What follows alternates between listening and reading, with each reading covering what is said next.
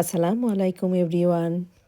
আজ ডিফারেন্ট ওয়েতে মাছটা ভেজেছিলাম আর সেটাই আপনাদের সাথে শেয়ার করব। আশা করছি ভালো লাগবে।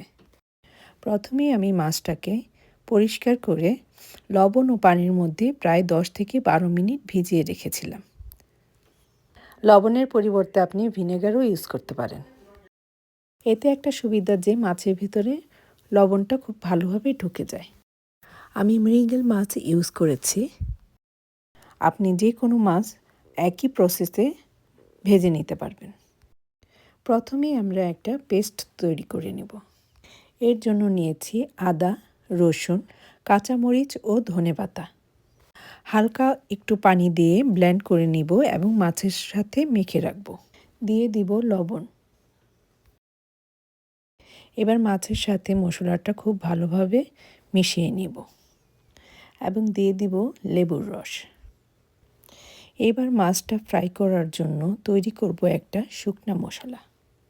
প্রথমেই নিয়ে নিব 1 কাপ বেসন এবং দিয়ে দিব আধা কাপ চালের গুঁড়া। দিয়ে দিব হলুদ গুঁড়া, মরিচ গুঁড়া, কালো গোলমরিচ গুঁড়া, মৌরি গুঁড়া, লবণ, ধনিয়া গুঁড়া, গরম মশলা। সব মশলাই আমি 1 টিস্পুন করে নিয়েছি। এবার সব মশলা বেসনের সাথে খুব ভালোভাবে মিশিয়ে নেব। এবার মেখে রাখা মাছ শুকনো উপকরণের সাথে এভাবে কোট করে নিলেই হবে। ভালোভাবে কোট করা হয়ে গেলে একটু ঝেড়ে নিতে হবে এবং রেখে দিলাম একটি পাত্রে। এইভাবে রাখলেই দেখবেন আস্তে আস্তে নিজে থেকেই কোট হয়ে যাচ্ছে। আলাদাভাবে কিছুই করতে হবে না। এইভাবে আমি সবগুলো মাছ কোট করে নিয়েছি। সবগুলো মাছ কোট করার পর অবশিষ্ট যে শুকনো উপকরণগুলো থাকবে তা একটি বক্সে করে ফ্রিজে রেখে দিতে পারেন। পরবর্তীতে মাছ ভাজার সময় আপনি এটা ইউজ করতে পারবেন। এবার একটি প্যানে পরিমাণ মতো তেল নিয়ে তাতে মাছগুলো ফ্রাই করব মিডিয়াম হিটে। 3 থেকে 4 মিনিট অপেক্ষা করব এবং উল্টিয়ে দিব। উল্টানো পাল্টানোর এক পর্যায়ে যখন দেখব পছন্দ মতো কালার এসেছে তখনই নামিয়ে নেব।